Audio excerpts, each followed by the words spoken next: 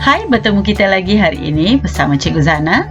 Hari ini Cikgu Zana akan berkongsi dengan kamu satu tips, iaitu bagaimana mencipta larian pecut yang laju.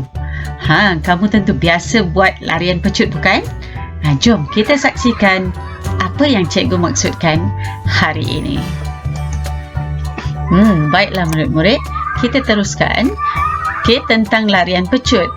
Mesti kamu selalu terlibat dengan acara larian sukan, sama ada di peringkat sekolah, di peringkat daerah ataupun di peringkat negeri ataupun peringkat kebangsaan. Kita hari ini akan belajar dengan cikgu tentang larian pecut dan laju. Apa yang kita nak belajar lagi? Hari ini kita akan belajar tentang asas larian pecut. Kita juga akan belajar tentang asas pertukaran baton, teknik berlari dengan betul, bagaimana tips untuk menjadi juara pecut. Dan juga ada kuis. Tapi untuk kuis kamu boleh lihat pada ruangan description. Kamu boleh sertai kuis bersama dengan kawan-kawan kamu. Jangan ketinggalan. Baiklah murid-murid, seterusnya, apakah yang dimaksudkan dengan larian pecut? Larian pecut merupakan acara olahraga jarak dekat, iaitu 100 meter, 200 meter dan 400 meter yang memerlukan tenaga yang tinggi seperti tenaga anaerobik untuk membuat larian sepantas yang mungkin. Kamu kena guna banyak tenaga tahu kalau untuk larian pecut ni. Persediaan tu sangat penting. Baiklah, pertama sekali kita akan melihat tentang larian pecut 100 meter di mana ia dimulakan. Baik, untuk larian pecut 100 meter ini dia akan dimulakan di kawasan ini. Kamu akan berlari di kawasan ini dan terus lurus sehingga ke garisan penamat di sini. Itu adalah untuk larian 100 meter. Bagaimana pula dengan larian 200 meter? Untuk larian pecut 200 meter ini, kamu akan bermula di kawasan ini. Dan berlari sehinggalah sampai ke garisan penamat di sini. Hampir separuh. Merupakan separuh daripada track. Kamu akan berlari. Dan bagaimana pula dengan larian untuk acara 400 meter? Jaraknya lebih jauh. Kamu akan bermula di kawasan ini. Dan akan berlari membuat satu pusingan sehingga sampailah ke garisan penamat yang cikgu tunjukkan ini. Itulah cara untuk larian 400 meter. Baiklah murid-murid, kita teruskan kepada posisi ke garisan.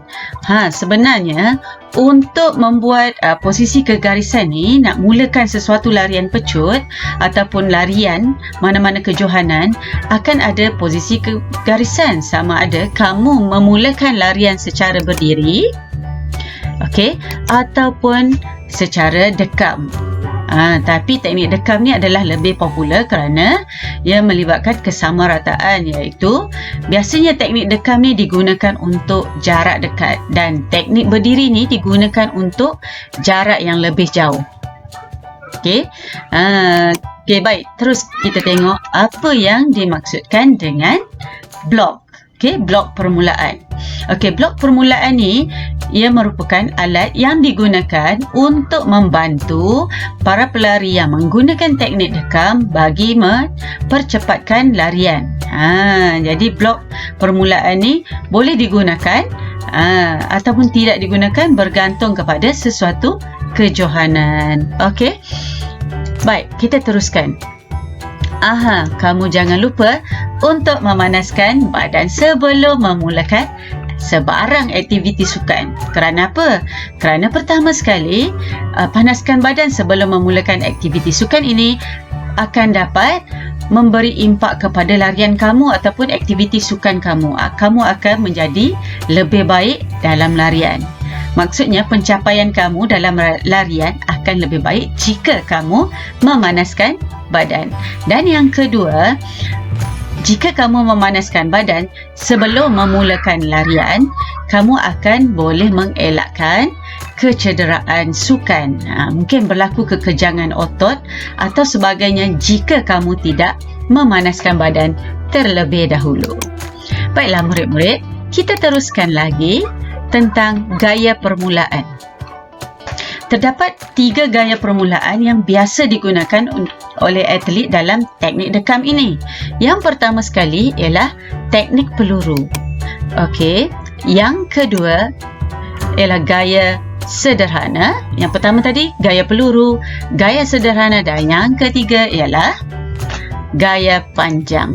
Okey, ini adalah 3 gaya yang digunakan oleh para atlet, okey, untuk disesuaikan dengan keadaan fizikal dan teknik latihan ataupun sesi latihan yang telah mereka jalani. Jadi teknik mana yang mereka dah pilih, dah berlatih, dah sesuai dengan mereka, mereka akan gunakan. Okey, baik, kita teruskan lagi. Di sini merupakan posisi kegarisan bagaimana kita nak memulakan.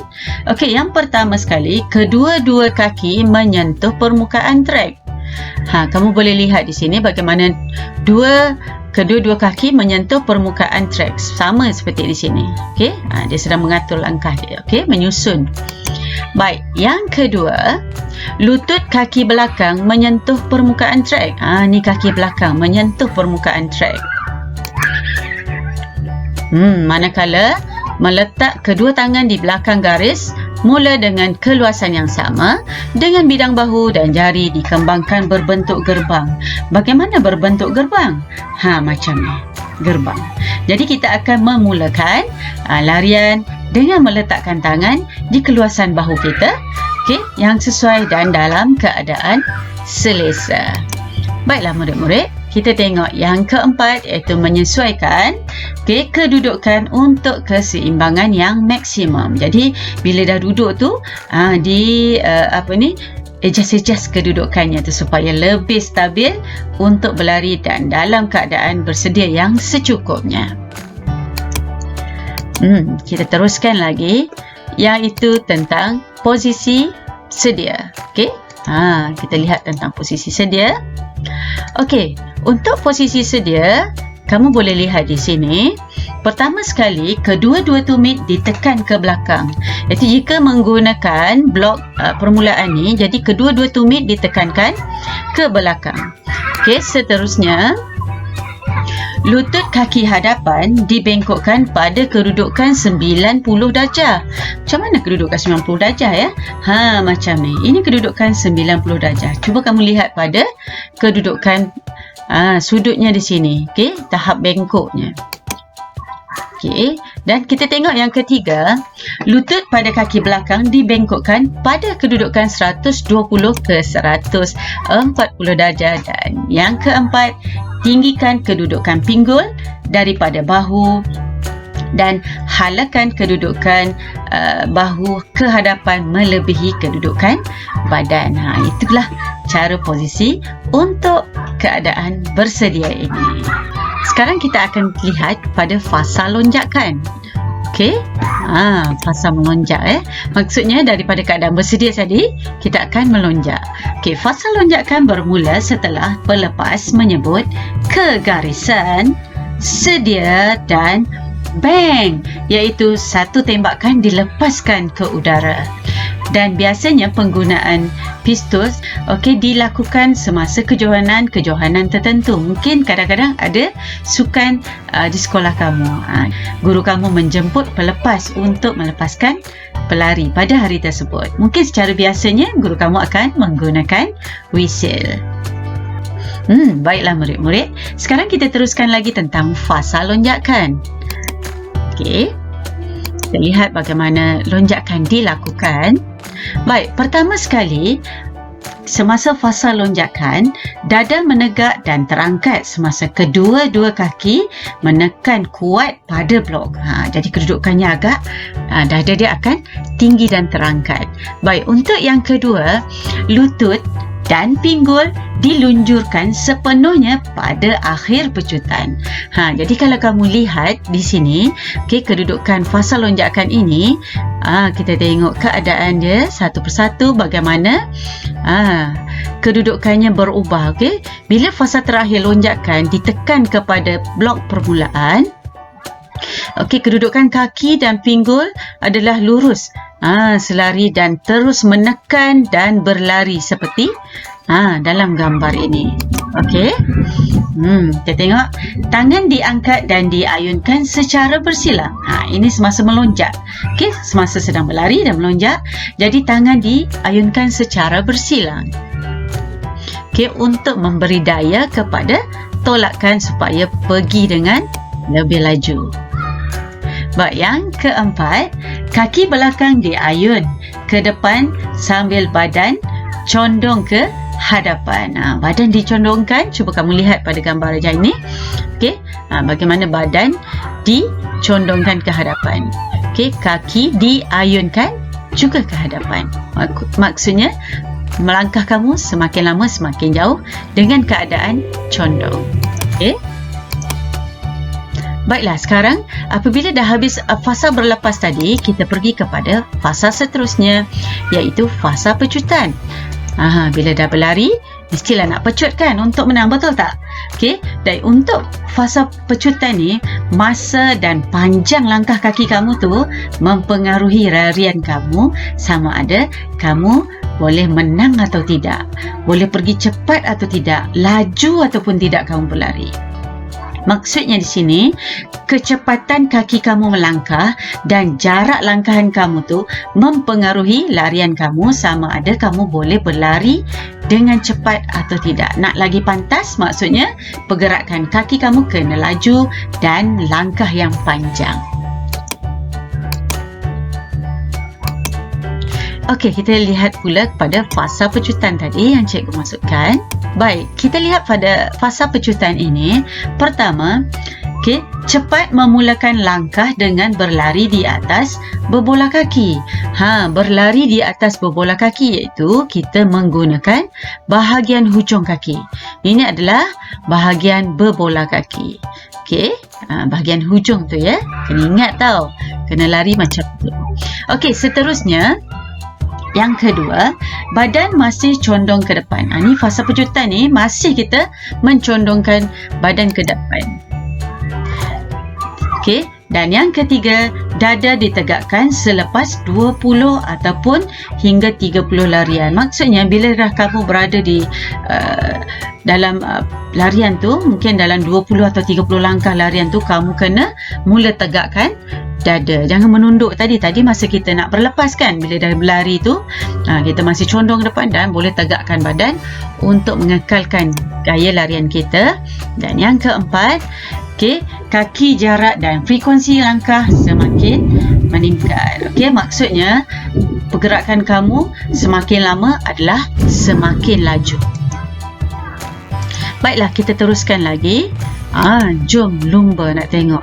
Jadi kalau kamu lihat di sini, sekejap lagi Cikgu Zana akan tunjukkan perlumbaan di mana ini ini adalah permulaan dan ini adalah penamat. Kamu boleh lihat pada dua orang yang sedang berlari ni, cuba bayangkan ataupun cuba kamu buat satu andaian, siapakah yang akan sampai terlebih dahulu. Kita lihat ya. Kita lihat sama-sama. Cuba kamu lihat di dalam ni siapakah yang sampai terlebih dahulu. Nampak kan? Pelari pertama yang berwarna gelap tu dia sampai terlebih dahulu. Mengapa? Kita lihat lagi sekali kenapa dia boleh sampai terlebih dahulu. Pertama sekali tadi kerana dia telah menundukkan atau condongkan badan dia ke hadapan. Langkah kakinya telah dibuat dengan cepat dan langkahnya panjang-panjang. Sebab itulah, okey, kenapa kena tunduk ke depan ni? Iaitu untuk mengurangkan rintangan angin, ya. Okey, rintangan angin ni boleh melambatkan larian kita. Kadang-kadang ada orang lari bersepah macam tu kan. Dia telah membuka rintangan angin yang besar menyebabkan pergerakan dia jadi lambat. Okey. Itu rahsia dia, the tips. Okey, kamu boleh simpan. Okay, kita lihat dari sekali bagaimana dia menundukkan badan dia, membuka langkah yang panjang dan langkahnya lebih cepat. Sebab itulah dia menang. Okey, baiklah, kita teruskan lagi.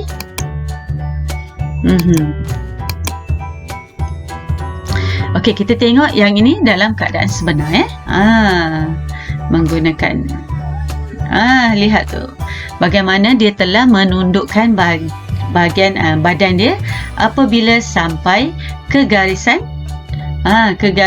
yang penamat. Kamu tengok, okey, itu dia menundukkan bahagian dada dia ke atas. Kita panggil bahagian torso. Okey, itu siapa nak sampai dulu, dia kena tundukkan bahagian torso, iaitu bahagian dada dan ke atas. Maksudnya jika ada kamera photo finish, dia akan merakamkan, dia lihat siapa bahagian dada, bahagian kepala, siapa yang sampai dahulu. Kalau bahagian kaki yang sampai dulu, tak dikira. Okey, mesti bahagian torso siapa yang sampai dahulu. Okey, alright, kita teruskan. Baiklah, kita lihat pula satu lagi tentang asas pertukaran baton. Tadi kita dah belajar tentang teknik larian pecut dan pantas. Kita nak lihat pula tentang asas pertukaran baton.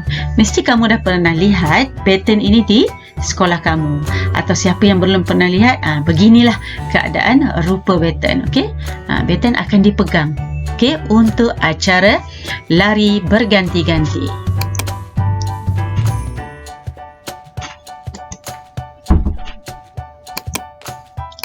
Baiklah murid-murid, kita lihat bagaimana cara untuk pegang baton. Okey, kalau kamu lihat pada dua jenis gambar yang cikgu tunjukkan ini, okey, kamu boleh memegang baton secara begini, iaitu memasukkan jari tengah ke dalam ataupun dua jari sebegini. Okey, dua jari di tengah ataupun jari hadapan, okey, jari tunjuk kamu dan jari kelingking. Di sini dalam keadaan yang lain nak pegang macam ini, 3 jari, dan pelbagai cara yang kamu selesa dengan pegangan baton tersebut. Kamu boleh pilih cara mana yang kamu suka, dan cuma yang kamu kena ingat iaitu kamu pegang bahagian bawah baton. Okey, keadaan yang selesa. Baiklah murid-murid, kita sambung lagi. Okey, kita lihat bagaimana serahan baton dilakukan. Okey, semasa serahan baton dilakukan, kita akan ada zon. Zon dipanggil sebagai zon pertukaran baton yang dilengkapi dengan tanda. Biasa kalau dekat sekolah, guru kamu akan letakkan bendera. Okey, dia ada zon. Okey, sepanjang ni adalah zon pertukaran baton. Okey, dan zon ini ada zon pecutan dan ada zon pertukaran baton. Okey, sebanyak dia punya panjang tu dalam 20 meter. Biasanya guru kamu akan tunjukkanlah secara lebih dekat di padang. Okey, dia ada zon dia. Okey, dia ada zon. Baiklah, kita lihat di sini, semasa serahan baton dilakukan, ada dua gaya yang biasanya digunakan oleh para pelari untuk buat serahan baton. Okey, gaya pertama ialah gaya tanpa pandang, iaitu di mana serahan baton dilakukan tanpa kawan yang berada di hadapan ni tidak memandang. Dia hanya menghulurkan tangan saja, dan biasanya rakan dia yang di belakang ni akan cakap up, dan terus diberi baton. Jadi kawan dia hanya sedia untuk mendengar perkataan up tu, up, dia pun terus mengangkat tangan dia ke belakang untuk menerima baton tanpa pandang, dan dapat baton je terus memecut larian. Okay, teknik sebegini memerlukan latihan, ya. Memerlukan latihan supaya ada chemistry ataupun ada kimia antara kawan-kamu. Dah boleh faham dah macam mana cara dia bagi baton. Begitu juga gaya yang kedua. Gaya kedua adalah teknik serahan baton gaya pandang, iaitu dia kawan yang berada di hadapan ni akan memandang memandang kawan dia di belakang dan menerima baton daripada kawan. Itu ada dua tadi, tidak pandang ataupun pandang. Kedua-duanya tetap memerlukan latihan, ya. Habis dah tadi tentang larian pecut dan juga serahan baton tadi. Kita dah belajar tentang cara untuk buat serahan baton. Baiklah, kita lihat bagaimana kita nak memburu emas, ya. Inilah tips yang akan Cikgu Zana kongsikan untuk kamu pada hari ini. Baiklah murid-murid, kita teruskan lagi. Kita nak tengok tips bagaimana kamu nak jadi seorang pelari yang laju. Macam Cikgu Zana dah cakap tadi, okey? Mesti kamu nak menang kan, nak memburu emas. Kena tahu teknik dia. Okey, ada teknik-tekniknya, ya. Baik, pertama sekali, tips yang pertama. Okey, semasa kamu berlepas, lepas teknik dekam yang kamu gunakan tu, kamu mesti berlepas dengan cepat. Kamu tak boleh letak tangan, berangan, memikirkan orang yang nak ambil gambar kamu ke, ada saudara ke, ada orang perhatikan kamu ke, tak boleh. Kamu kena berlepas dengan cepat, iaitu kena fokus ke garisan penamat. Jangan lambat-lambat tau. Yang kedua, berlari atas berbola kaki. Berlari atas bola kaki macam cikgu cakap tadi, menggunakan hujung kaki. Okey, bahagian hujung ni. Right? Baik, yang seterusnya, condong badan ke hadapan. Itu bahagian torso tadi Cikgu Zana dah cakap. Itu dari badan dan hujung kepala. Sampai kepala lah. Itu adalah bahagian torso. Kita akan condongkan ke hadapan. Macam dalam gambar ni. Okey, dan seterusnya kita lihat yang paling penting iaitu fokus. Macam Cikgu Zana cakap tadi, kena fokus dekat garisan penamat untuk sampai cepat. Jangan hiraukan orang di sebelah kamu. Teruskan nampak garisan penamat. InsyaAllah boleh menang. Baiklah, sekarang tips untuk lari berganti-ganti. Bukan lari pecut saja ada tips tau. Hari ni cikgu bagi bonus tip lari berganti-ganti. Macam mana nak menang untuk tips lari berganti-ganti ni? Baik, pertama sekali, susunan pelari mestilah betul. Mesti tahu siapa yang berlepas dengan paling cepat, siapa yang berlari paling pantas, siapa yang paling lambat, siapa yang lebih fokus. Jadi semua kena tahu. Bagaimana nak susun? Nanti Cikgu Zana sebut. Baik, pelari pertama adalah pelari yang paling cepat untuk berlepas. Maksudnya bila dengar bang saja dia terus berlari. Dia tak ada fikir. Dia memang orang yang fokus. Okey? Dan berlepas dengan cepat. Pelari akhir adalah pelari yang paling laju dalam keempat-empat pelari tersebut. Kena susun. Dia letakkan terakhir sekali. Supaya dia boleh membuat pecutan dengan paling hebat lah, paling pantas. Okey? Pegangan baton mestilah betul. Kalau kita pegang baton tu salah, mungkin kita pegang ke atas, kita nak bagi nanti susah. Tak ada, baton dah terlebih ke belakang. Jadi menyebabkan lambat semasa membuat serahan baton. Jadi pegangan baton tu kena betul. Dan yang seterusnya iaitu yang kelima, serahan baton mesti tepat. Pap, terus dapat. Jangan baru nak dapat kan. Jadi serahan baton tu kena tepat. Kalau tak tepat pun menyebabkan lambat. Jadi bagaimana semua ini nak dipastikan supaya lancar? Betul. Kamu kena berlatih. Berlatih tu sangat penting dengan kawan kamu. Okey? Baik. Okey, nampaknya setakat ini sahaja dahulu pertemuan kita pada kali ini. Kekalkan latihan dan disiplin untuk jadi yang terbaik. Sekian, terima kasih. Banyak lagi tips yang Cikgu Zana akan kongsikan. Jangan lupa subscribe. Bye. Jumpa lagi.